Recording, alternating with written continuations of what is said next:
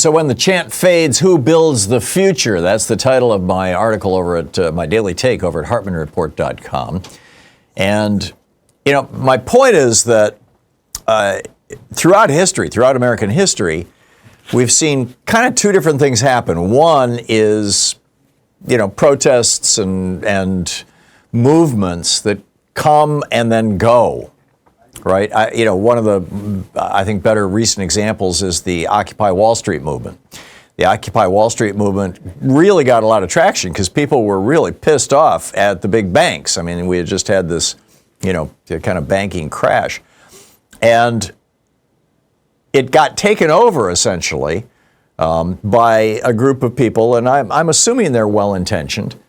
Some have suggested that they're part of this kind of weird political cult out of New York City, but whatever. It was taken over by people who said we should have no leaders, that that's not the way things should be done. That's not, liberal or whatever, that they're, so any time in the Occupy movement, anybody who looked like a leader started to emerge, they got squashed. And the result was that the Occupy movement was a flash in the pan. The Black Lives Matter movement. It had some leaders, but they were not particularly effective. They hadn't essentially risen up through the ranks. I mentioned in the article, my old buddy Thom Hartmann. The last time I saw him, he's passed away now. But the last time I saw him was he and his wife and Louise and I and a few other people were in Dubrovnik in Croatia speaking at a conference there. And I was doing my show live from a radio station in Dubrovnik. And Tom and I were on the air, kind of reminiscing. He essentially started SDS with a Port Huron statement. And of course, I was in SDS. And, talking about movement politics. And you look at the movements that have really produced change in history.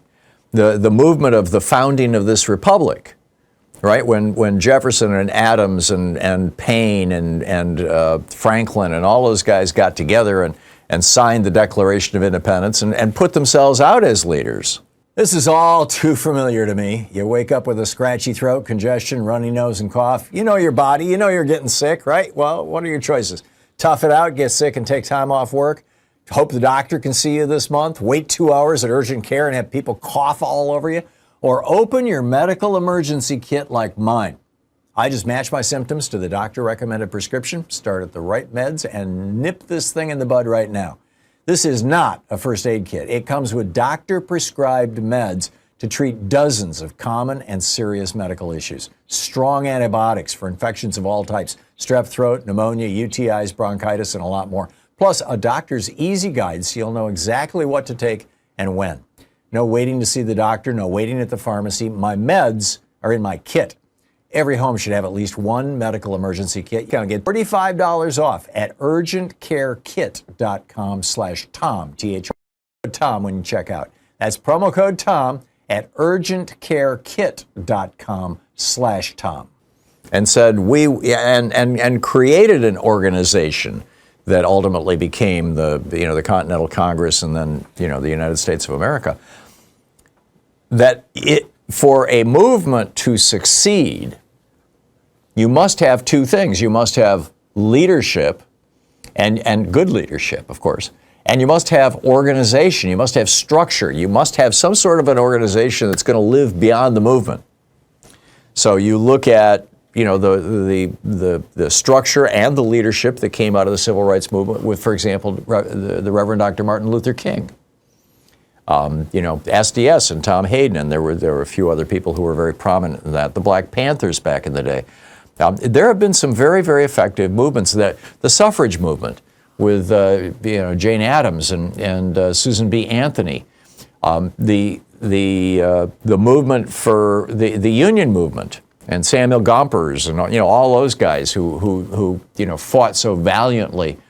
He created the American Federation of Labor back when it wasn't quite legal. I mean, that was in the, I don't recall exactly when Gompers started the AFL, but I think it might have been in the 1890s, certainly in the 1910s or teens.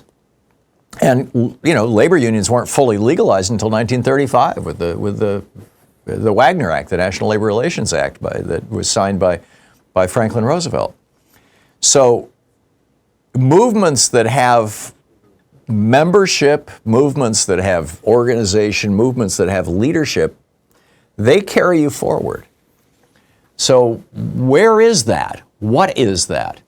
We've got two things right now. We've got two institutions, two organizations, and they both have some leaders in them that have the potential to carry this anti-fascist movement, and it's not just anti-Trump. This fascist movement has been growing in the United States. I mean, we went through this back in the 19th century.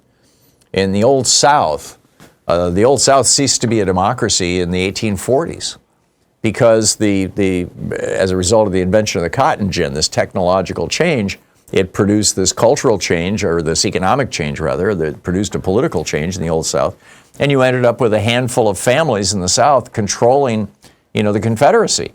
And they just, if white people spoke up, not just against slavery, but just against the oligarchs, right? This just said, hey, we'd like to have better pay, or we want a union, or we don't want you to, destroy our little family farm or something.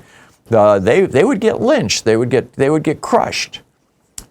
Many people fled the South as a result of that sort of thing, of all races, of course. But so we've had fascist movements before, and we've fought back against them. The South declared war on the United States once it had entirely lost its democracy in the 1850s, in the early 1860s, in 1861. They declared war against us, trying to end democracy in the United States. Now we've got another movement. Last week I wrote an op-ed suggesting that what we're experiencing right now with the GOP is that it's basically become the modern reinvention of the old Confederacy, right down to advocating slavery. Not chattel slavery, not the old-fashioned kind of slavery, but they've got these new forms, which include prison labor and include, workers who are not represented by unions, the destruction of unions. A third of us were in unions when Ronald Reagan came into office. Now it's around 6 or 7%. I mean, these are significant things. And so the two organizations that I think have the potential to be the things that bring us out of this, that successfully push back against this right now, are number one, the Indivisible. Indivisible has been largely organizing these protests, and the Democratic Party. And as those of you who've been listening to me for a long time, for 23 years I've been saying, get inside the Democratic Party. We've got to get inside. When Congressman Khanna in the last hour said that he thinks that we are in a populist progressive moment, I believe, and I think I can substantiate this. In fact, I in my book, The Hidden History of American Oligarchy, I wrote about this extensively.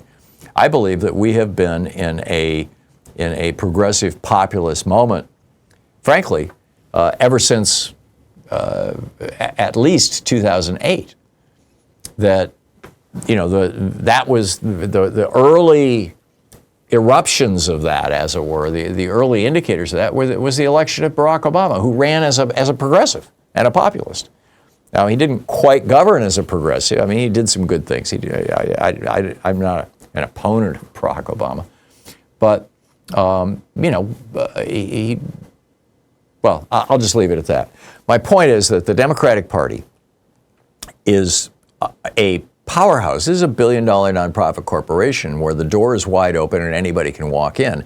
And progressives need to be actively working to take over the Democratic Party. At the same time, you've got Indivisible, which is a great organization.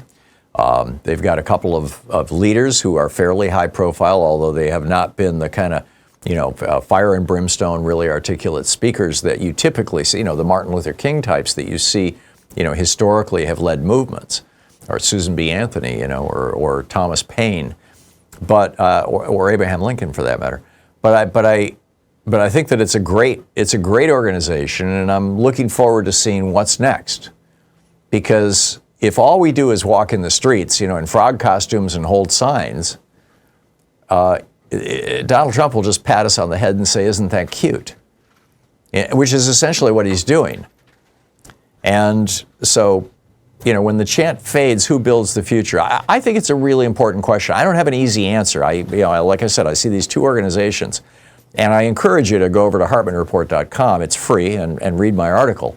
when the chant fades, who builds the future? It's right up at the top. And share your thoughts, share your comments, and share it with other people. What are we going to do? Because, this is, as I mentioned, the first movement in our history of our country that had leadership and structure was the movement to create our country. And Thomas Jefferson wrote the Declaration of Independence. And I want to read from the Declaration of Independence. These are actual quotes from, this is in the Declaration of Independence, all men are created equal, quack, quack, quack. It goes through all that stuff for a couple of paragraphs. And then it has this list of crimes the king has committed against the colonists. And this is part of the list. He has refused to assent to laws, the most wholesome and necessary for the public good. Well, Donald Trump is breaking the law right in front of us. He has obstructed the administration of justice. He's doing that right in front of us. He has made judges dependent on his will alone. Well, look at the Supreme Court. He has erected a multitude of new offices and sent hither swarms of officers to harass our people. ICE? He has kept among us, in times of peace, standing armies without the consent of our legislators. Again, ICE, and now, bringing in the army. For cutting off trade with all parts of the world. Look at this, these wild, tariffs. And then finally, he has excited domestic insurrections amongst us. And, January 6th, anybody? Donald Trump has become King Charles II, or maybe it was King Charles III by that time.